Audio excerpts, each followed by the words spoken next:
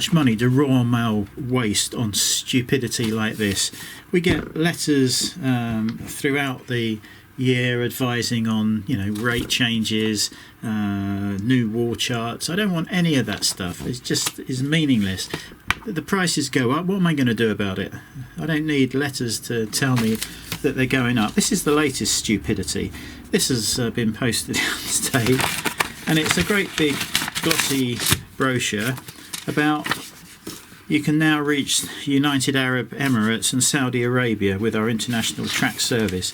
Whopping great big glossy brochure. We've had an online business account for years. We have never once sent anything to that region, and nor do we want to. How much did that cost? They won't pay their workers a decent living wage, but they send this junk out all the time. Just today's bleat.